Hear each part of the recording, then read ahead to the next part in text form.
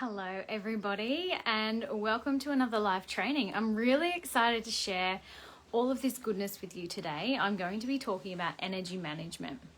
Now the reason why this has come to the forefront is what I realized is I manage my energy quite well and I teach it to practitioners all the time because I see that there are two different types of practitioner. There's one who is tired because she or he is really trying hard in their business to drum up more patients and make sure that they're doing all of the things with their marketing and their emails and making sure that they're touching base with people, and they feel like they're burning out. They feel like no matter what they do, they're too tired to then be able to do anything more. And then I've got someone else in another sort of style where they would be showing up but almost too much, and they've got lots and lots and lots and lots of clients, so they're doing really well in that department, but they're so far booked in advance that they don't have any time off. These people, these practitioners, they have great practitioner fitness, but by the end of every week they're absolutely spent. They spend most of Saturday in bed, and it takes them a while to get back up and running before they start and do it all over again. So listen up, I have a whole bunch of awesome advice to give you guys, and this is what works for me. So I know we're all individual and I'd like you to give it a go. If it works for you, let me know. If you currently have your own energy management strategies, put them into the comment box. I would love to hear what you currently do, because everybody knows about exercise and drinking water and making sure you're eating and making sure that you're doing all of the things. But is it truly serving you? Like, are they the things that move the dial for you, or is it some of the things that I'm going to cover? Let's get into it. So I want you to get a piece of paper and grab a pen, and I want you to have a think about and write down, what do I yearn for? So you're speaking in first person for yourself. What am I yearning for right now in this moment? So take the time to write some lines to do with what you're yearning for. Now this may be business related, this may be life related, this may be something to do with your own health. It could be anything. What are you yearning for right now? Are you wanting more creative time? Are you wanting to spend more time connecting with your kids? Are you wanting to spend more time connecting with your partner? Are you wanting more energy? Are you wanting more clients? Are you wanting a holiday? There's so many different aspects to our brains that they are desiring all the time. So tune in. What is it that you're yearning for? Now I want you to think about, so you've taken your headspace and you've focused on what you really want. Cool. Now I want you to make a list underneath that and say, here are the things that are taking up most of my headspace. Do these two things match? I want you to take some time now to write down the things that are taking up headspace. So what could that be? For me, it's like logistics around the kids. It's about getting back to people. It's about making sure that I reply to that email. It's about paying that bill on time. It's about, you think about all the different things that your mind is constantly trying to think about and stay on top of. List all those things down. These could be daily, weekly, monthly tasks. But now I want you to go into, when you think about daily, from that list of the things that are taking up your headspace, how much of an actual priority are they when it comes to your business? Have a think about that. And are they serving you moving forward? So are they getting you to this point where you're actually getting some traction on your social media? You had some people reach out to you. You had this person buy your program and it feels amazing. Are you moving the needle forward in your business? Because I guarantee you, if you're focusing on all the little busy things and you're focusing your energy and using it all up on all of these things, you actually don't end up having enough energy for the things that are really big. Now, the big things are the things that we tend to procrastinate on. They're the things that make us feel a little bit scared or a little bit fearful. What are those things? I want you to list at least 5 hard things. Things that you avoid, things that you wish you could outsource, but you know that you secretly probably have to do them yourself because no one else is in your head. No one can write that same style of Facebook post that talks to that person. Have a think about what are 5 hard things that you've been avoiding doing. I want you to list those down. And what I want you to do is make a commitment to yourself. I want you to declare in the comment box, what are you committing to out of your hard list? Are you going to do one of those today? Will you tick one of those things off? And if you're hesitating saying yes, what is it that's holding you back? There's always going to be some excuse to not do things. There's always going to be the time excuse, the money excuse, the I'm not sure if it's going to take time away from my kids excuse. It's going to affect my connection with my husband excuse. There's so many different excuses. But what would actually happen if you took the step forward and did the hard thing? Because guess what? You can do hard things. You can definitely do hard things. So now once we've done this, okay, put your commitment in and commit it to yourself. This is the most important part, because all of these things that are taking up your bandwidth are using up your energy. So now for all of you who are premenopausal, this is for you. If you are postmenopausal, I suggest going by the moon cycle. Or if you remember what your cycle used to be like, you do sort of still cycle and ebb and flow even postmenopausally. So bear with me here. What I want you to do over the next month is to start tracking your cycle if you don't already do it. So you need to start tracking your energy, start tracking your appetite, start tracking what you're feeling like, what feels good for you.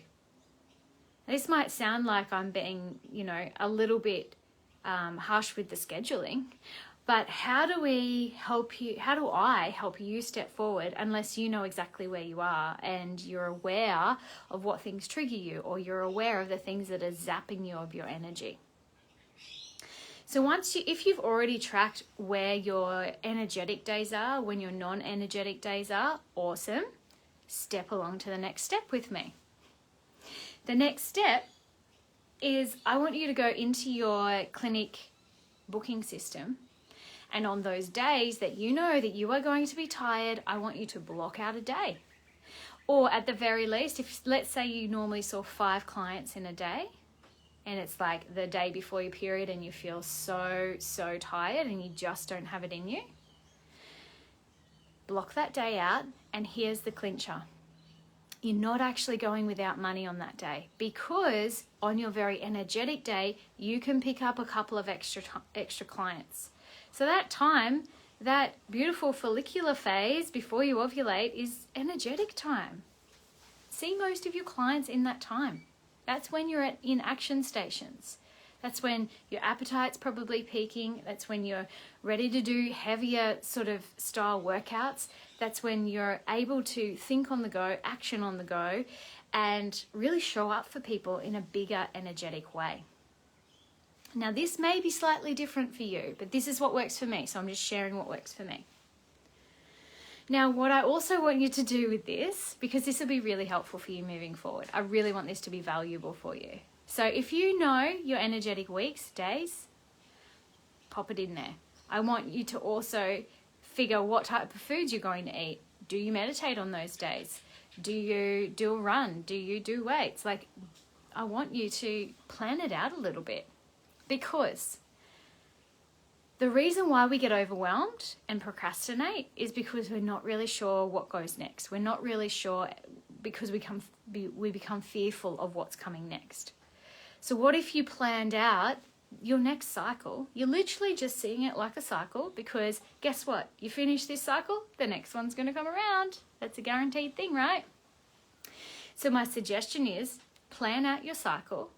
Plan out where you're going to have some time off, where you're going to put more of those clients into, so you're not missing out on anything. If anything, you are making your energy management in this most perfect sense. And then I want you to also figure out when your fast time is and when your slow time is.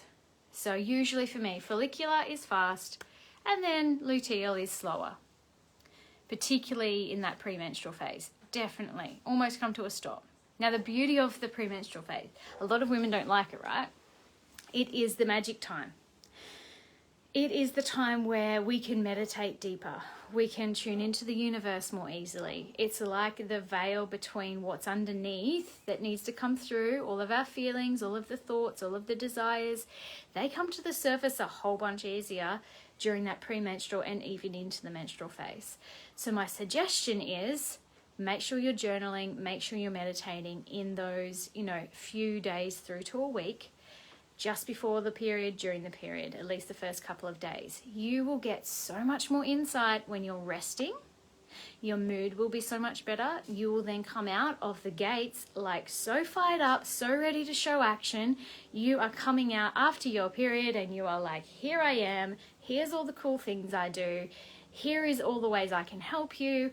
And the people will flock to you because you've done the manifestation work prior to that to attract them in. You see how it all starts to fit together?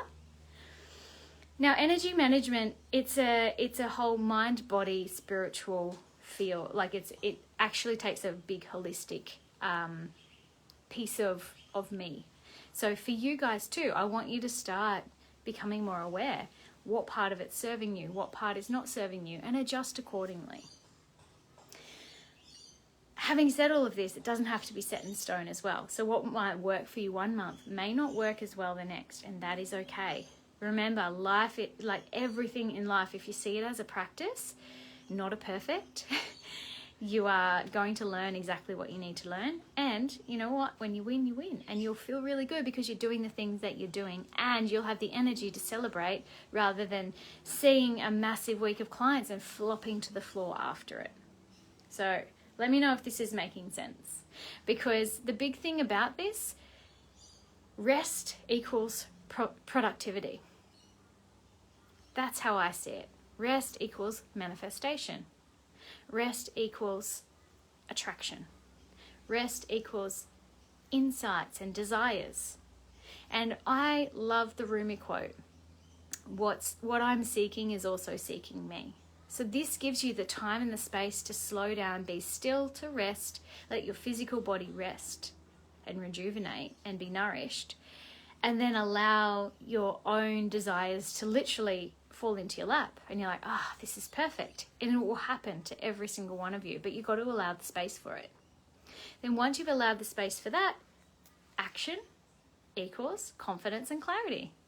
So you action the things that you've figured out back here because you've done the work. You've done the internal work. You're not procrastinating because you're overwhelmed.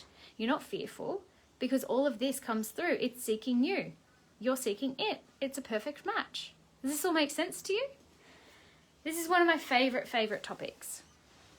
And what I want you guys to know is it can sometimes take time to get in tune with it. That's totally fine.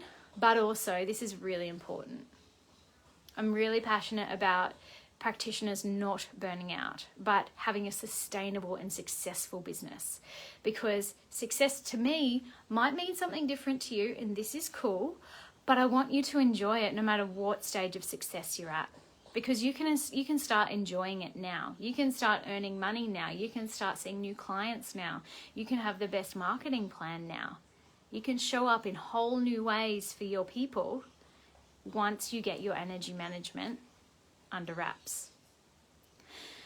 So if you're watching on the replay today, make sure you go #replay. Ask me any questions in the question box if you've got them. For me, I wanted to also let you guys know that I've had at least half a dozen in the last 24 hours, people reaching out, wanting one-on-one help, but coming in at a time where we're in between programs.